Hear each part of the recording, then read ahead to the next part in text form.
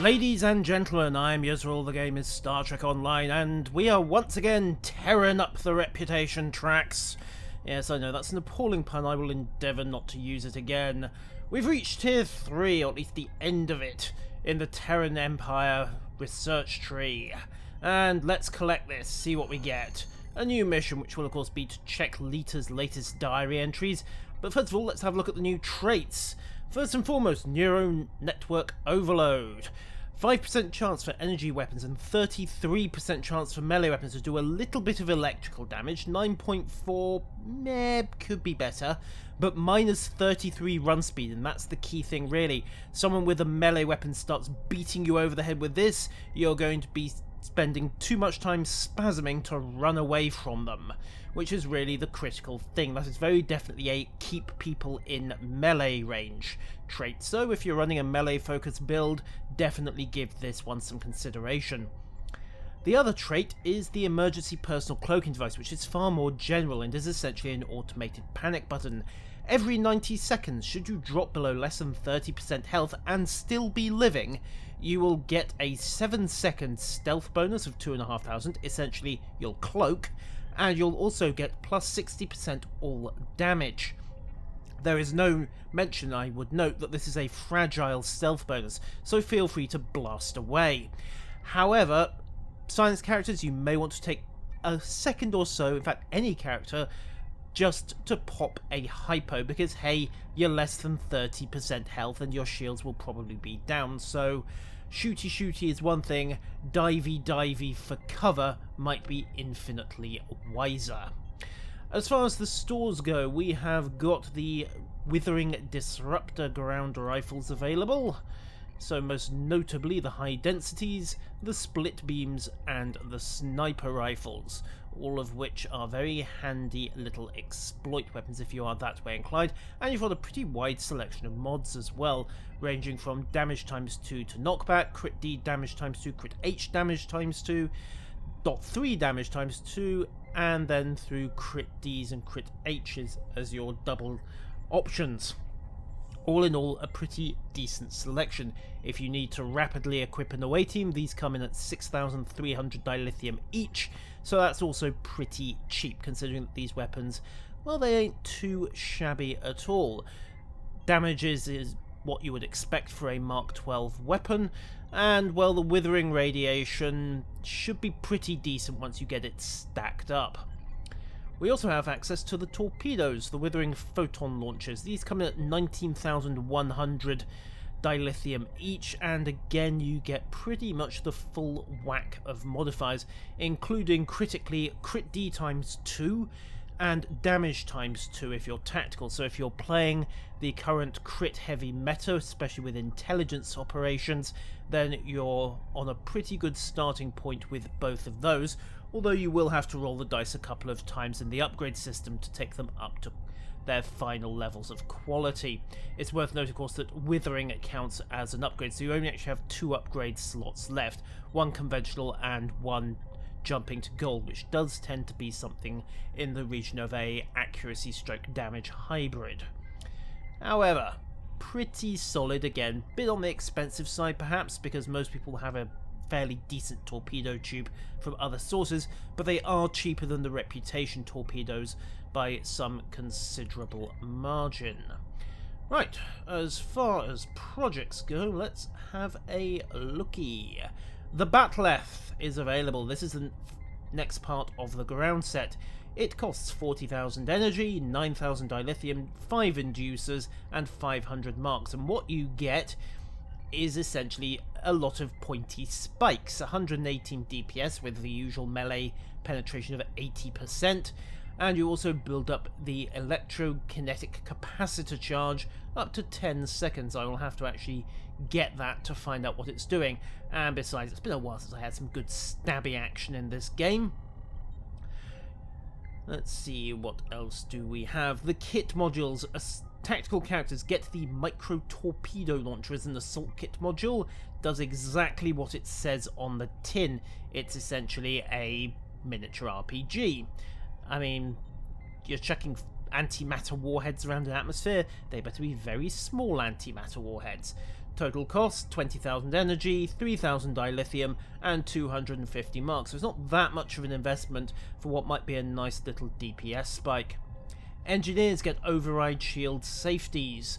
Same cost, but you get a 70% shield damage reduction for 5 seconds, and then when it expires, every hostile target within 10 meters gets 150 disruptor damage to the face. That's a mechanic kit module, so possibly some nice synergy there with shield recharge, but it's more of a preemptive option. You would pop that really if you knew you were about to take a ton of damage from somebody, or maybe several somebodies.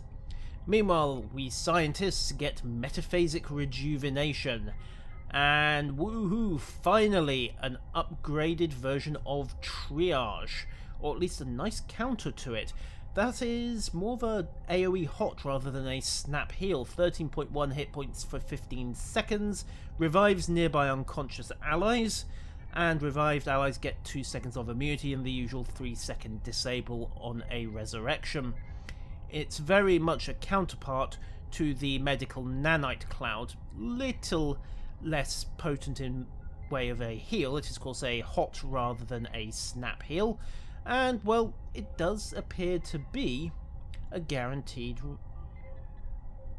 res. So any ally within 4 meters gets an instant resurrect. Obviously with the Omega nanites, A, you have to blow a trait slot to get them, and B, it's only a 50% chance of a resurrection. On the other hand, Nanite Cloud does remove exposes and Borg assimilation. The perfect shields and shield reductions are coming off other trait synergies that I happen to have slotted at the moment, so that is probably something that I will be getting for my medic build. Cost as per the other kit modules, 20,000 energy, bargain, 3,000 dilithium, definite bargain, 250 Terramarks. Might take a couple of mission runs, but hey, I can live with that. And the tier 3 impulse reward in space is, of course, the impulse drive. 14.4 flight, 10.2 turn rate, pretty much standard. When your systems go down, you get 100 all damage resistance rating, which can trigger once every 15 seconds, but you can actually have that constantly up if you get hit at the right moments, and you get +5 auxiliary power. So if your systems go down, which is quite likely given that you're facing Terrans who are using phasers, then you do get a nice little boost of damage resistance. These secondary set bonuses we will come back to in a moment. First and foremost, however, we have Lita. Let's see what she's got to say this time. Personal log, Admiral Lita.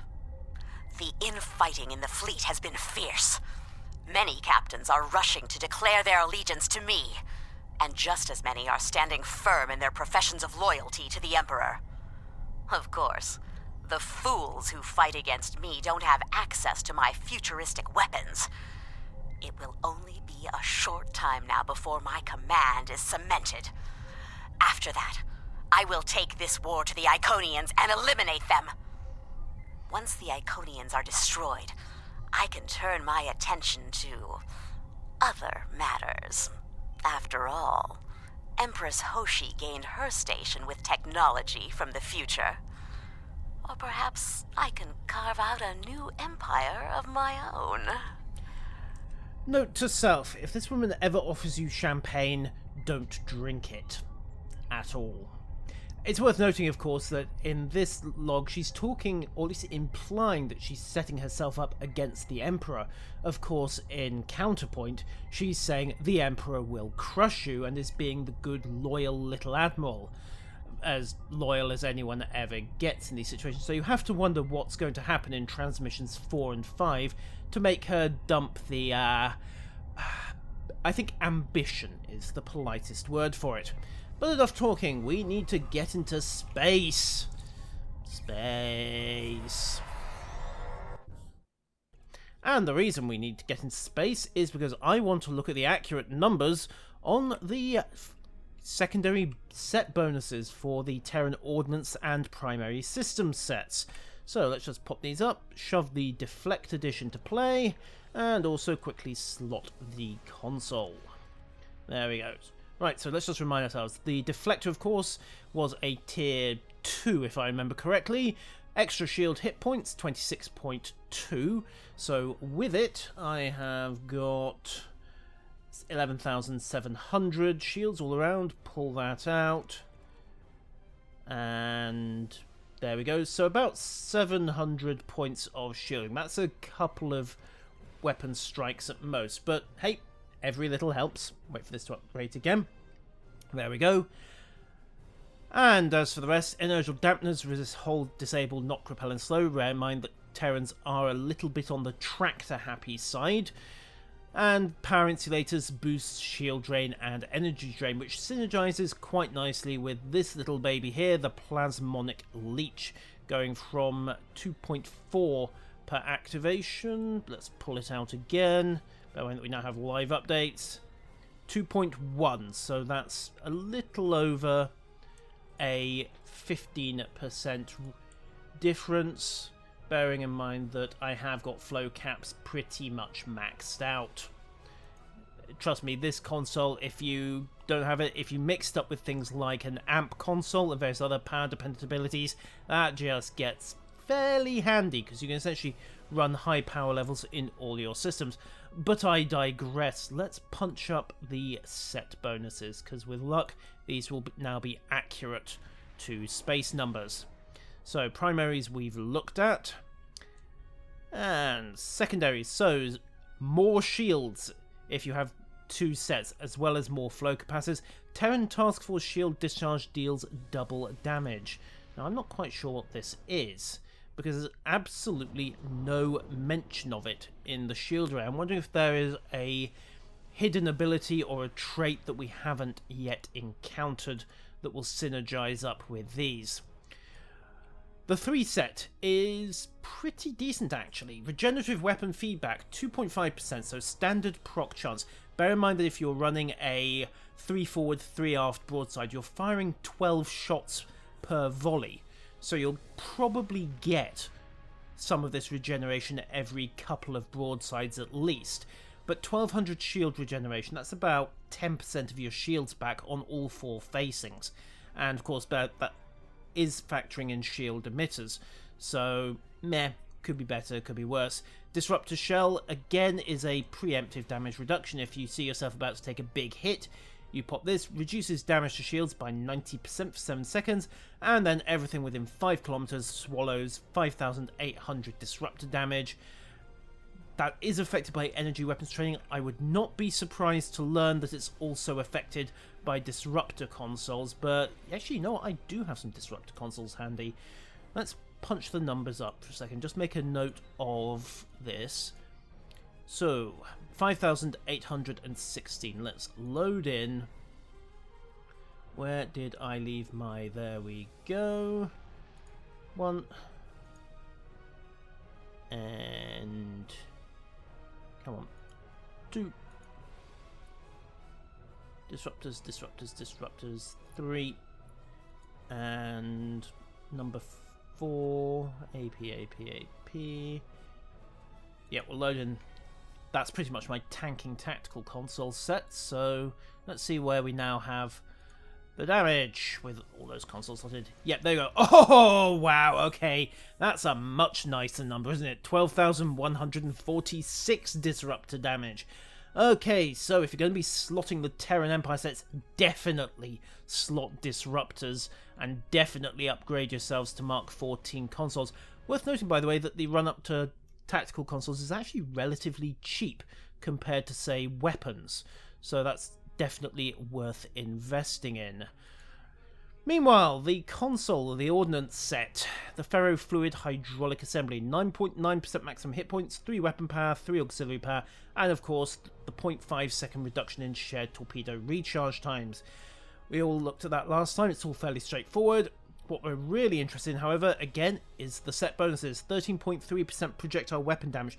Bear in mind that that's going to synergize up with the shared recharge time and, of course, the photon launchers. So if you're running double or even triple torpedoes, the infamous quantum chain gun build, that is very definitely going to be worth your while.